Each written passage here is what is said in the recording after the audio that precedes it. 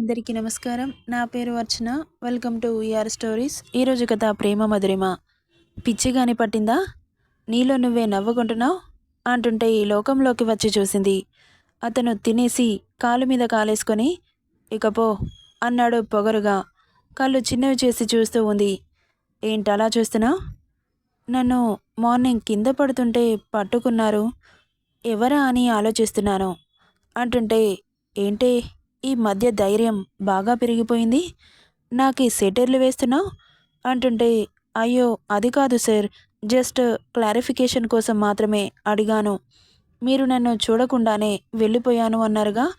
Morning నేను కళ్ళు తిరిగి పడిపోతుంటే మీరే పట్టుకున్నట్లు గుర్తుంది, అందుకే అడుగుతున్నా. సర్లేండి సార్, మీరు చెప్పారు అంటే నిజమే అయి ఉంటుంది. ఇక నేను వస్తాను సార్ అంటుంటే ఆమె వేసుకున్న చున్నీ పట్టి లాగాడు. డైరెక్ట్గా వచ్చి అతని ఒడిలో చేరింది. ఏంటి డస్కి ఓవర్ యాక్షన్ చేస్తున్నావు? నువ్వు చూడడం నేను చూడలేదనుకున్నావా? అంత వెర్రివాణ్ణి కాదే. నీ ఫేస్ ఎక్స్ప్రెషన్స్ని చూడడానికి నేను అలా మాట్లాడాను. నేను అలా చెప్పగానే చాలా హ్యాపీ ఫీల్ అయ్యావు కదా. నాకు తెలిసే నన్ను ట్రాప్ చేయడానికి నా ఇంటికి వచ్చావని. ఒకటి గుర్తుపెట్టుకో డస్కి, నువ్వు ఎన్ని ప్లాన్స్ వేసినా నేను నీకు పడను. ఆల్రెడీ మా డాడ్ విషయంలో ఎక్స్పీరియన్స్ చేశాను. ఆ బాధ ఎలా ఉంటుందో చూస్తూ చూస్తూ నీ మాయలో పడతానని ఎలా అనుకుంటున్నావే అంటున్న దక్ష్ మాటలు ఆమె చెవికి ఎక్కడం లేదు. ఎప్పుడైతే అతని ఒడిలో కూలబడిందో, ఆమె నడుము అతని చేతుల్లో చిక్కిందో అప్పుడే ఫ్రీజ్ అయిపోయింది డస్కి. అతని వెచ్చటి ఊపిరి ఆమె మెడపై తగులుతుంటే అరచేతుల్లో చిరచెమటలు పడుతున్నాయి. ఏయ్ అంటూ నెట్టేశాడు. పాప అతని టచ్ని ఫీల్ అవుతుంటే బాబు కంటపడింది. సో కోపం వచ్చి అలా నెట్టేయడంతో హా అంటూ కడుపు పట్టుకుంది. కళ్ళు చిట్లించి ఏమైంది అంటూ ఆమె రెక్కపట్టి అడిగాడు. పెయిన్ అంటూ కళ్ళల్లో నీళ్లు తిరుగుతుంటే కష్టంగా చెప్పింది. నొప్పికి గొంతులో నుండి మాట బయటకు రాకపోతుంటే ఆమె బాధ అర్థమవుతుంటే వాట్ హ్యాపెన్ అన్నాడు. అతని గొంతులో కంగారు ధ్వనించింది. అతని మాట పట్టించుకునే స్థితిలో లేదు డస్కి. ఏయ్ డస్కి, మాట్లాడవే అంటూ ఆమెను దగ్గరికి తీసుకుని అడుగుతుంటే నొప్పితో విలవిలలాడుతూ అంత నొప్పిగా ఉన్నా కూడా మిమ్మల్ని నా మాయలో పడేసుకోవడానికి ఇక్కడికి రాలేదు సార్. నా అవసరం కోసం మీ అవసరాలు తీర్చడానికి వచ్చాను. 1 సంవత్సరం మీ దగ్గర పనిచేస్తే నా కష్టాలు తీరుతాయి. అప్పుడు మీరు ఉండమన్నా నేనుండను అని కష్టంగా చెబుతుంటే నాన్సెన్స్, నేను నిన్ను ఉండమనడమేటి?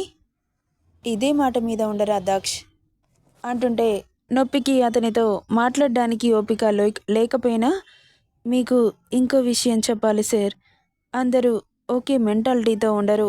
నేను మీరు అనుకునే అంత మోసగత్తెను కాదు. అయినా మిమ్మల్ని మోసం చేయాల్సిన అవసరం నాకు లేదు. నా పని నేను చూసుకొని వెళ్ళిపోతాను. మిమ్మల్ని ప్రేమగా చూసుకోవడం అంటారా, అది నా ధర్మం. నా బిహేవియరే అంత. ఎవరినైనా నేను ఇలాగే ట్రీట్ చేస్తాను. అది మీరా లేక వేరే వాళ్ళ అని కాదు అని ఆమెకు ఓపిక లేకపోయినా బలవంతంగా చెప్పి హా అంటూ కింద పడిపోతుంటే పట్టుకొని ఎయ్ డస్కి అంటూ బుగ్గలు తడుతున్నాడు. నొప్పితో చెమటలు పట్టి అతని కంగారును మరింత పెంచుతుంటే నెక్స్ట్ సెకండ్లో హాస్పిటల్ బెడ్ మీద ఉంది డస్కి. తనకి బ్లడ్ ఫ్లో ఎక్కువ ఉండడం వల్ల మీరు అలా నెట్టేయడంతో కడుపులో పట్టేసినట్లయి పెయిన్ వచ్చింది దక్ష గారు. ఈ టైంలో అమ్మాయిలు చాలా సెన్సిటివ్గా ఉంటారు. వాళ్ళని చాలా కేరింగ్గా చూసుకోవాలి. ఇప్పటి నుండి అలా కాకుండా చూసుకోండి. ఇంజెక్షన్ ఇచ్చాను, తగ్గిపోతుంది. కాసేపు ఆగి తనని తీసుకెళ్ళొచ్చు అని చెప్పి వెళ్ళిపోయింది డాక్టర్. బిఫోర్ సమ్ టైం ఏమైందని డాక్టర్ అడగడంతో బాబు ఉన్న నిజం చెప్పేశాడన్నమాట. అంటే తను మెన్సెస్లో ఉంది, కోపంలో నెట్టేశాను అని. మాకేమైనా భయమా నిజాన్ని దాచడానికి? మాకు అంత అవసరం కూడా లేదు. దీనికోసం నా టైం వేస్ట్ చేసుకోవాలా? అసలు నేనేంటి నా షూట్ని క్యాన్సిల్ చేసుకొని ఈ డర్టీ డస్కీ కోసం రావడం ఏంటి? నాన్ సెన్స్ అనుకుంటూ దక్షిత ఉన్న రూమ్కి వెళ్ళాడు. కాస్త నొప్పి తగ్గి ఏటో ఆలోచిస్తున్న దక్షితని ఏంటి డస్కీ, నీ ప్లాన్ వర్కౌట్ అవుతుందని తెగ సంబరపడిపోతున్నావు కదా. నీకోసం నా ఇంపార్టెంట్ వర్క్ మానేసి ఇలా నీ చుట్టూ తిప్పుకోవాలని బాగానే ప్లాన్ చేశావు. అసలు నిన్ను ఎవడు రమ్మన్నాడే అంటూ పడుకున్న డస్కీ బుగ్గలు పట్టాడు. అతని మాటలకి అర్థం కాకుండా అయోమయంగా చూస్తూ ఉంది. నువ్వు ఇంత అమాయకంగా ఫేస్ పెడితే నిన్ను నీ మాటలని నమ్ముతాను అనుకుంటున్నావా? ఇలాంటి మాటలు చాలానే చెబుతారు కానీ డ్రైవర్ వస్తాడు, ఇంటికెళ్ళు. నీ కళ్ళు బొల్లి మాటలు వినడానికి నా దగ్గర టైం లేదు, ఓపిక అంతకన్నా లేదు అని మాట్లాడుతుండగానే అతని మొబైల్ రింగ్ అయింది. స్క్రీన్ మీద చూసి బ్లూటూత్ ఆన్ చేసి, హలో డాడ్, ఎక్కడున్నావు నాన్న? హాస్పిటల్లో ఉన్నాను. ఏమైంది అని కంగారుగా అడిగాడు. Nothing dad. నాకు కాదు, నా దగ్గర పనిచేసే పని మనిషికి అని కళ్ళు తిప్పి పొగరుగా చెబుతుంటే అతని కళ్ళల్లో బలుపు స్పష్టంగా కనిపించింది దక్షితకి. అతని మాటకి క్షణం చాలా బాధేసింది. బట్ అది నిజమే కదా అని మనసుకి సర్ది చెప్పుకుంది. పని మనిషిని కూడా దగ్గరుండి ట్రీట్మెంట్ చేయిస్తున్నావా దక్ష్ అని చిరాగ్గా అంటుంటే, అవన్నీ మీకు తర్వాత చెబుతాను డాడ్ అంటూ కాల్ కట్ చేశాడు. డామిట్, నేను మాట్లాడుతుండగానే కాల్ కట్ చేశాడు ఇడియట్ అని తిట్టుకుంటూ వెంటనే అతని అసిస్టెంట్కి కాల్ చేసి హాస్పిటల్కి వెళ్ళి కనుక్కోమని చెప్పాడు. హాస్పిటల్లో ఎవరు అడ్మిట్ అయ్యారో అని డీటెయిల్స్ నాకు కావాలి అని చెప్పడంతో ఓకే సార్ అంటూ అక్కడి నుండి వెళ్ళిపోయాడు. ఇక చెప్పింది అర్థమైందిగా. నేను నీకోసం రావడం చాలా గ్రేట్. ఆ దేవుడు కదా భక్తుల కోసం దిగి వచ్చినట్లు అని చెప్పి నీ హాస్పిటల్ బిల్ పే చేస్తున్నా, నీ శాలరీలో కట్ చేస్తా అని చెప్పి వెళ్ళిపోతుంటే చాలా బాధగా చూసింది అతన్ని. ఆమె చూపుకి తల తిప్పి చూశాడు క్షణం. ఆ చూపులో ఎలాంటి ఫీలింగ్స్ లేవు. చాలా బ్లాంక్గా ఉంది అతని చూపు. అలా చూస్తూనే అక్కడి నుండి వెళ్ళిపోయాడు. ఎందుకో తెలియకుండానే బాధ కమ్మేసింది తనకి. అతని ప్రవర్తన ఇలాగే ఉంటుంది అని తెలుసు, అతని క్యారెక్టర్ ఇదే అని కూడా తెలుసు. కానీ ఎందుకో బాధ అనిపిస్తోంది. అతని మీద ఎక్కువ హోప్స్ పెట్టుకుంటున్నానా? అతను ఆకాశమైతే నేను భూమి. నేనెందుకు హోప్స్ పెట్టుకోవాలి? నేను జస్ట్ అతని కింద పని చేయడానికి మాత్రమే వచ్చాను. నా పని పూర్తవగానే ఇక్కడి నుండి వెళ్ళిపోతాను.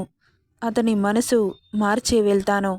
పేదవాళ్ళు అందరూ అలా ఉండరు అని నిరూపించే ఇక్కడి నుండి వెళ్ళిపోతాను అని మనసులో గట్టిగా సంకల్పించుకొని కళ్ళు మూసుకుంది. కాసేపటికి మేడమ్మన్న పిలుపుకి కళ్ళు తెరిచి చూసింది.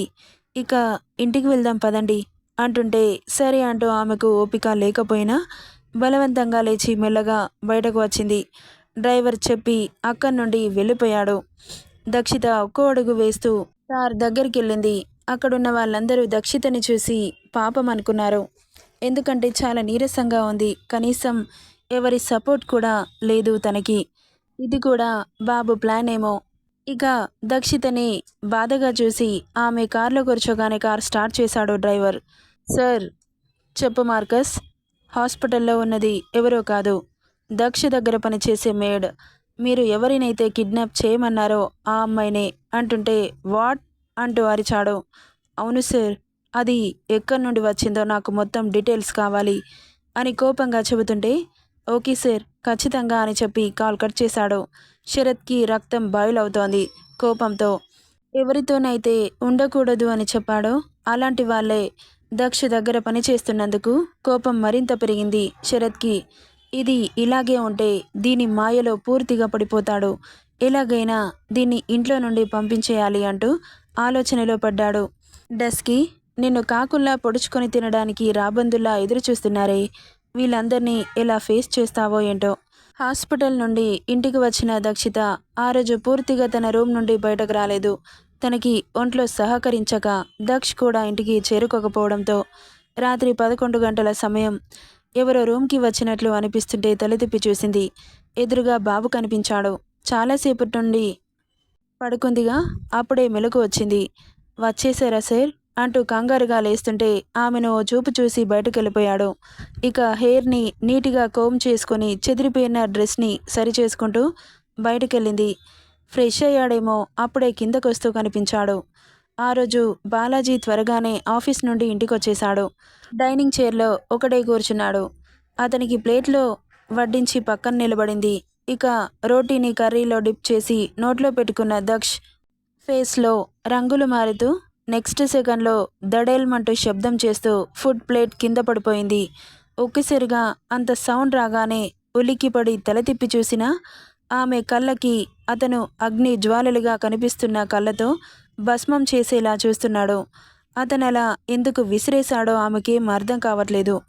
బెదురుగా నిలబడి గుడ్లు పెద్దవి చేసుకుని చూస్తూ ఉంది దక్షిత.